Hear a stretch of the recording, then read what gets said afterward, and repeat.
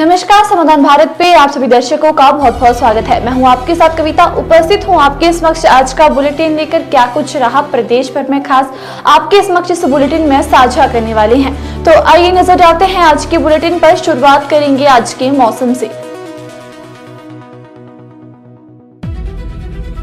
फिर बिगड़ेगा मौसम, 4 दिन बारिश बर्फबारी के आसार, सैकड़ों सड़कें और बिजली ट्रांसफार्मर बंद। बर्फबारी से पर्यटन कारोबार में आया उछाल, कुफरी में लाखों सैलानी उमड़े। अचानक अनियंत्रित हुई बस सड़क के किनारे नदी के ऊपर लटकी। केंद्र सरकार ने यूरोपियन यूनियन के सेब पर इंपोर्ट ड्यूटी घटाई।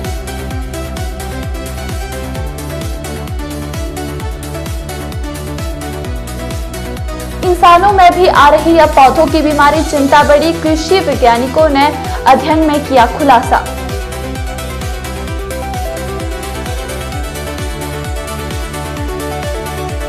मोहल के पास निजी बस खाई में जा गिरी, चालक परिचालक समेत 4 घायल।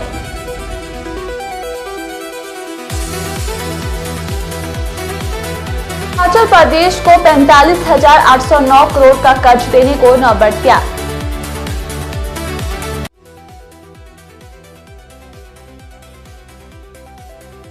हिमाचल प्रदेश में 5 लाख तक के काम करवा सकेंगे एसडीएम।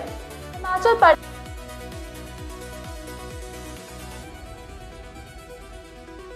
बामटा और जुखाला के व्यक्ति के नाम पर किया था फर्जी गाड़ियों का पंजीकरण।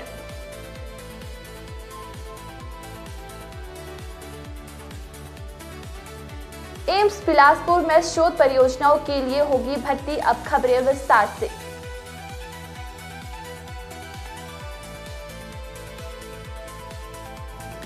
हिमाचल प्रदेश में मौसम के फिर से बिगड़ने के आसार है। राज्य के कई भागों में 4 दिन बारिश बर्फबारी का पूर्वानुमान है। उधर बीते दिनों हुई बर्फबारी से राज्य में हालात अभी सामान्य नहीं हुए हैं। प्रदेश में 4 नेशनल हाईवे मनाली ले आने कुल्लू, भरमार, पठानकोट, रामपुर, किन्नौर समेत करीब 800 सड़कें बाधित है। करीब 3000 बिजली ट्रांसफार्मर और 100 पेयजल योजनाएं भी बंद पड़ी है। मनाली में सैकड़ों पर्यटक अभी भी फंसे हैं। सिरमौर में बिजली गिरने से एक महिला घायल हुई है और 2 पशुओं की मौत हो गई है। शिमला सहित प्रदेश के अन्य भागों में आज धूप खिली हुई है, जिससे सड़कों बिजली की बहाली कार्य में तेजी आएगी। हिमाचल प्रदेश की राजधानी शिमला में हाल ही में हुई ताजा बर्फबारी के बाद एक बार फिर पर्यटन कारोबार में उछाल आया है। जिले में मंगलवार रात को हुई सीजन की दूसरी बर्फबारी के बाद देश के विभिन्न राज्यों से बड़ी संख्या में पर्यटक शिमला, कुफरी, नारकंडा पहुंच रहे हैं। रिज मैदान से चारों तरफ ऊंची पहाड़ियों बर्फ से लदकद है। इसके अलावा जाखू की पहाड़ी भी बर्फ से भरी हुई है। हर रोज सैकड़ों सैलानी जाखू जाकर अटखेलियां कर रहे हैं। शिमला घूमने आए ज्यादातर सैलानी बिहार, गुजरात, पंजाब और महाराष्ट्र से हैं। वीकेंड से पहले ही शहर के होटलों में 60 से 70% कमरे बुक है। वीकेंड तक यह संख्या 100% तक पहुंचने की उम्मीद है। गुरुवार को भी रिज मैदान और माल रोड पर सैलानियों की खूब चहल पहल देखने को मिली।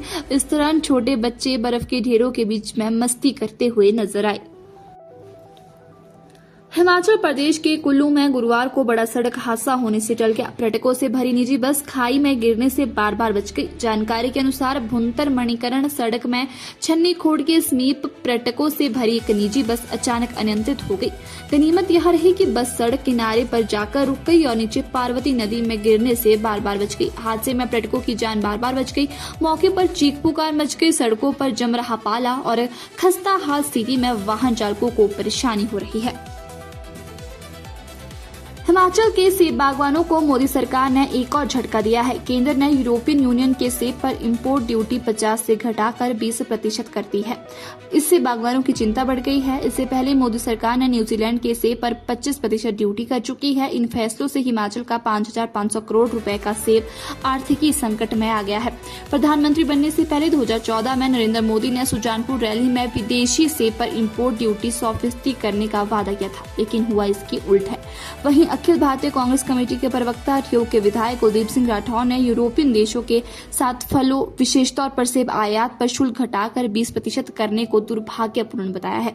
उन्होंने कहा कि यह प्रदेश के सेब बागवानों के साथ बहुत ही बड़ा अन्याय है। उन्होंने कहा कि भारत सरकार ने न्यूजीलैंड के साथ भी आयात शुल्क कम किया है और अब यूरोपीय देशों के साथ भी आयात शुल्क कम करने का, विशेष तौर पर हिमाचल जैसे पहाड़ी राज्य जिसकी आर्थिकी फलों, सेब पर अधिकतर हो, उससे अपने राजनीतिक लाभ के लिए ध्वस्त करना बहुत ही दुर्भाग्यपूर्ण है।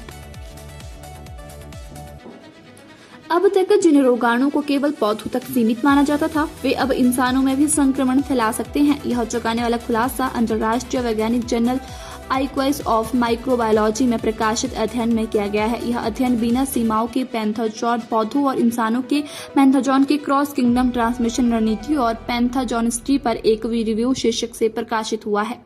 इस शोध में वैज्ञानिकों ने बताया कि कुछ पौधों के रोगजनक बैक्टीरिया, फंगस और वायरस अवसर मिलने पर मानव शरीर को भी संक्रमित कर सकते हैं, विशेष रूप से उन लोगों को जिनकी रोग प्रतिरोधक क्षमता कमजोर होती है। वैज्ञानिक भाषा में इस प्रक्रिया को क्रॉस किंगडम ट्रांसमिशन कहा जाता है, जिसमें रोगाणु एक जैविक साम्राज्य यानी पौधों से अन्यंत्र यानी मनुष्यों में संक्रमण फैलाने की क्षमता विकसित कर लेते हैं।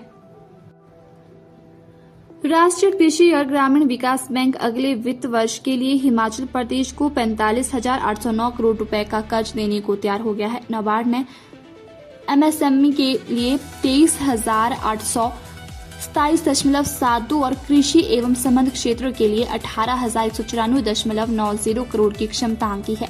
करीब 3,000 रुपए अन्य ग्रामीण आधारभूत ढांचा विकसित करने के लिए दिए जाएंगे। बुधवार को शिमला में मुख्य सचिव संजय गुप्ता की अध्यक्षता में हुए स्टेट क्रेडिट सेमिनार में नाबार्ड ने इस संबंध में स्टेट फोकस पेपर जारी किया। हिमाचल प्रदेश के बिलासपुर जिले के नमहोल के समीप देर रात एक निजी बस सड़क से फिसलकर करीब 10 फीट गहरी खाई में जा गिरी। हादसे में बस चालक, परिचालक सहित 4 लोग घायल हुए गए।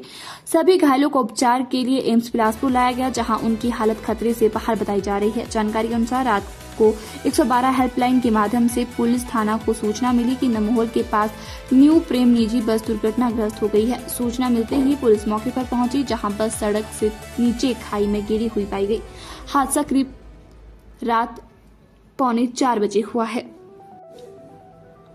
हिमाचल सरकार ने नगर निकायों के सुचारू संचालन के लिए एसडीएम को 1 लाख से 5 लाख रुपए तक के काम करवाने के प्रशासनिक अधिकार दे दिए हैं। प्रशासनिक व्यवस्था तब तक लागू रहेगी जब तक सरकार की ओर से आगे कोई आदेश जारी नहीं किए जाते हैं। दिल्ली क्राइम ब्रांच के इंटरस्टेट सेल की ओर से दर्ज एक बड़े अंतर्राज्यीय वाहन चोरी और फर्जी पंजीकरण मामले में बिलासपुर आरएएल से पंजीकृत 2 टोयोटा फॉर्च्यूनर एसयूवी वाहनों को वर्ष 2024 में आरएलए से पंजीकरण संख्या HP 24E 4948 और HP 24E 3974 जारी की गई थी। वही वाहन वर्ष 2025 में दिल्ली में दर्ज चोरी के मामलों की जांच के दौरान बरामद किए गए। दोनों गाड़ियों का पंजीकरण बामटा और जुखाला निवासी के नाम और पत्ते पर है किया गया था। हालांकि अभी भी यह तय नहीं हुआ कि इस नाम पते के व्यक्ति है या भी वो फर्जी है। एम्स बिलासपुर के एंडोक्राइनोलॉजी एवं मेटाबॉलिज्म विभाग में बहुकेंद्रित भारतीय आयुर्वैज्ञानिक अनुसंधान परिषद की शोध परियोजनाओं के तहत अस्थायी नियुक्ति की जाएगी। यह भर्ती टाइप 1 मधुमेह के एंटोटाइपस पर उन्नत अनुसंधान से जुड़ी राष्ट्रीय परियोजनाओं के अंतर्गत की जा रही है। इतना ही। ऐसे ही तमाम खबरों को जानने के लिए जुड़े रहे समाधान भारत के साथ। तब तक के लिए धन्यवाद।